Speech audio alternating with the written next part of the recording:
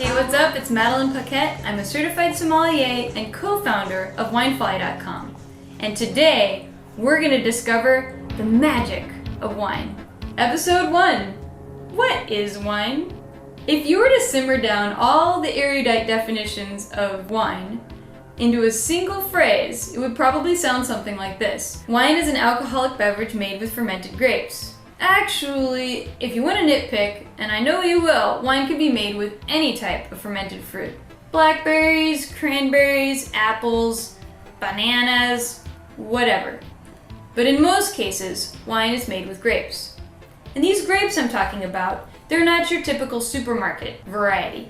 They're smaller, sweeter, they contain seeds, and they have thicker skins. And what's crazy is that nearly every type of wine you probably know, Cabernet, Merlot, Chardonnay, Pinot Grigio, all comes from just one species of grapevine. It's called the European grapevine, or Vitis vinifera in Latin.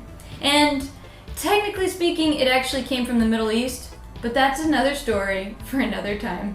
Getting back to our tasty wine beverage. You're gonna need to take some ripe grapes, and then you're gonna need to ferment them.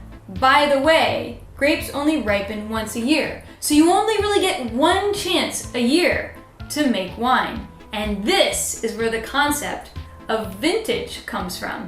Of course, some wines say non-vintage or NV on the label. You'll see this on bottles of champagne often. And this is just simply a wine made with multiple vintages. Maybe they should call it MV. Multi-vintage. So after the grapes are picked, they get squeezed into a tub, or the French call this cuvée. Sounds fancy, right? What you don't know is that there are already all kinds of microorganisms on the grapes, and as soon as they touch this delicious sweet juice, they chow down. And the guy most responsible for wine is this little yeast called Saccharomyces cerevisiae. It gobbles up sugar and then poops out alcohol at a rate of about 2 sugar to 1 degree of alcohol. It's a super amazing, complicated microbiological process that you can actually pursue a doctorate degree in. And then you can tell people you're a doctor of wine. Coolest job ever! Anyway, after the fermentation process is done, you have wine. Thank gosh. A wine can be a single varietal wine, as in Chardonnay, made with one type of grape, or it can be a blend. You'll hear me say things like Bordeaux blend, and that's what I'm talking about. There are many different ways to make wine, which result in 4 major categories of wine. There are still wines. These are pretty much all the wines you know about: red, white, rosé. Sparkling wines, cava, prosecco, champagne, anything carbonated and sparkling.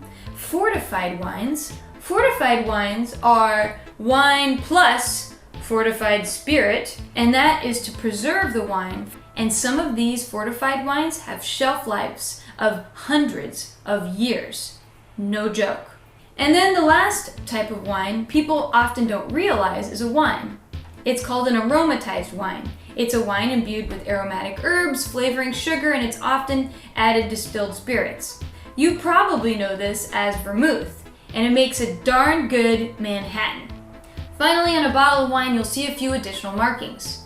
Wine can be organic. This means it's made with organically grown grapes and using only organic additives. In the EU, sulfites are allowed. In the US, USDA-approved organic wines are not allowed to have sulfites. To me, this is a bummer for US winemakers. Wines can be kosher. A kosher wine cannot be processed with animal additives. Egg is actually okay. There are some other unique rules. For example, they can only be processed by religious Jews. And the last one is a little more rare, but it's growing in popularity, and it's called biodynamic. If a wine is certified biodynamic, it's a very stringent process similar to organic growing, and it also has some very stringent rules in the winemaking process. By the way, sulfites are also allowed in biodynamic wines. So that's wine in a nutshell. But what really is in a glass of wine, scientifically speaking? Stay tuned to find out more. If you want to learn more about wine, Be sure to subscribe to Wine Folly or check out the book, It's Got All the Answers.